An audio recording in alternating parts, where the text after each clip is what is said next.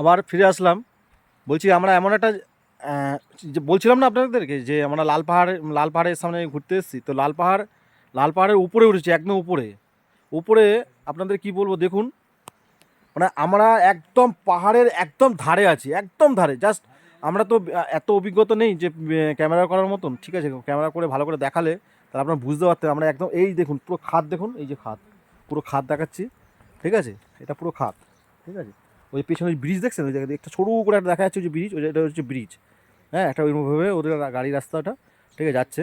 আমার পাহাড় এত উঁচুতে, কত ছোট, ঠিক আছে? একদম ধারে আছি, গাছের ধারে। এই দেখুন, মানে কী করে যে বোঝাবো আপনাদেরকে, ঠিক আছে? এই দেখুন, দেখুন কত ভেতরে, ঠিক আছে? এমন একটা জায়গায় এসে এসে গেছি আমরা, লাল পাহাড় যেটা বলে নেপালিদের, একটা লাল পাহাড়। আমরা অনেকটা দূরে এই বাইকে করে আমরা রাইড করে আসলাম।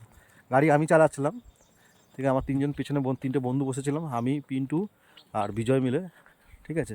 এবার এখানে এই পাহাড়টা দেখুন, পাহাড়ে পুরো টোটাল পাহাড়ের চূড়ার উপরে আছে আমরা, ঠিক আছে, চারিদিকে। আর একটু পরে আপনি দেখতে পাবেন পুরো কুয়াশায় ঢেকে যাবে।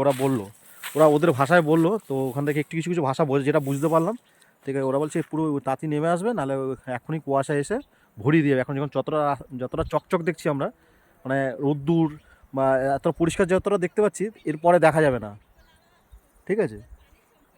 পুরো কোনো মানুষ নেই, একদম ধারে, পাহাড়ের একদম ধারে আমরা দাঁড়িয়ে আছি, একদম কোনায়, একদম কোনায়, দেখেছেন? দেখেন, হেভি জায়গা। আপনার এখান থেকে কাঠমান্ডু হচ্ছে আমাদের আর দেড় ঘন্টা যদি যেতে পারতাম, ঠিক আছে? ঠিক আছে, ঠিক আছে? পুরো মাথার, লাল পাহাড়ের মাথার উপরে আমরা দাঁড়িয়ে আছি, ঠিক আছে?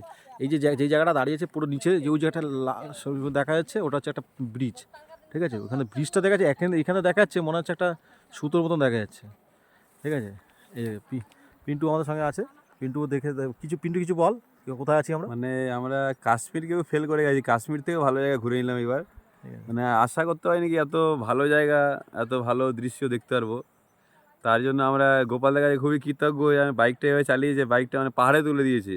1000 ফিটের উপরে আছি আমরা। 1000 ফিট মানে এখানে নিঃশ্বাস নিতেও কষ্ট হচ্ছে আমাদের। দেওয়া হয় তো না, ঠিক আছে? আরে বাড়া মানলা তুমি কি বাড়া কোথায় গালাল একটা হলে ভিতরে চলে যাবে।